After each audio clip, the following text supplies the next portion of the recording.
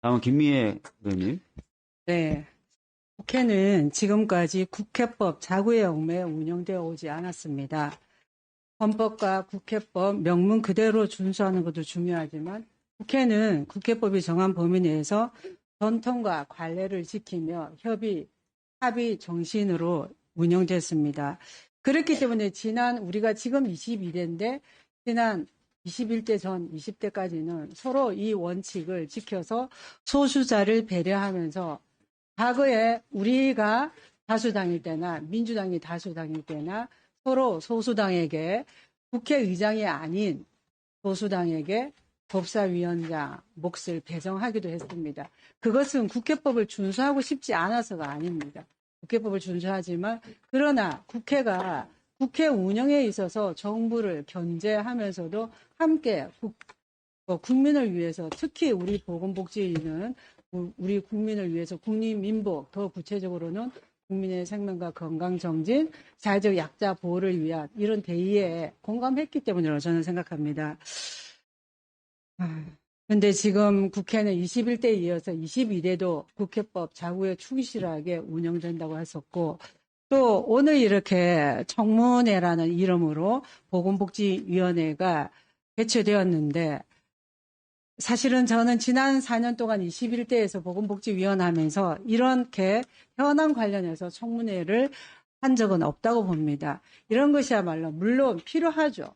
상당히 필요합니다. 지금 의료 현장에 여러 어려움이 있고 또 의료진들의 어려움도 있고 특히 우리 국민들이 불안감도 없지 않기 때문에 필요합니다.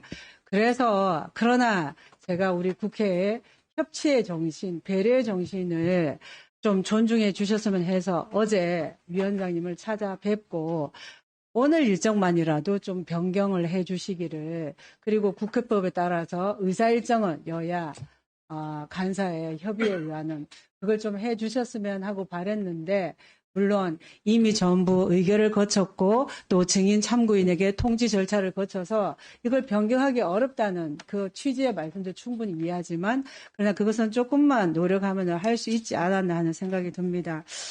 네, 더불어민주당 서울 강서갑 강선우입니다. 위원장님, 그 상임위 운영에 있어서 배려도 중요하고 존중도 중요하다고 생각을 합니다. 다만 그것은 기본을 지킬 때 이루어질 수 있는 일이라는 말씀드리고요. 그리고 국회법 관련해서 물론 국회가 전통, 관례 이렇게 하면서 많은 유연성을 가져왔죠. 다만 그 유연성 또한 국민적인 공감이 있을 때 힘을 발휘할 수 있다는 생각을 합니다. 의사 진행 발언은 정말로 의사 진행 관련된 발언으로 이루어졌으면 한다는 말씀 위원장님께 다시 한번 말씀드립니다. 국회가 25일 만에 제대로 돌아가려고 겨우 이제 원구성이 끝났습니다. 그 전에 정부 여당을 제외한 야당은 국민들의 여러 가지 민생 문제를 해결하기 위해서 특히 의료대랑 관련해가지고 해결하기 위해서 발로 뛰고 정말로 정신없이 열심히 달려왔습니다. 다만 여당이 안 들어왔던 거죠. 그리고 청문회가 열린 것이 굉장히 이례적인 상황이라고 했는데 이례적인 상황 맞습니다. 그런데 보건복지위 이외에 다른 상임위들도 청문회가 많이 열리고 있죠. 그렇다면은 이 청문회가 열리게 된 그런 이유와 배경, 이례적인 윤석열 정권에 대해서 한 번 좀 반추를 해주셨으면 한다는 말씀드리고요. 그리고 이거는 조금 다른 이야기긴 한데 그 국가가 존재하는 굉장히 중요한 이유 중에 하나가 그 사회적 약자, 소수자의 인권 기본권을 보호하기 위한 것이죠. 이 사회적 약자 그리고 또 가끔 우리가 또 다르게는 소수자라고 표현하는데요.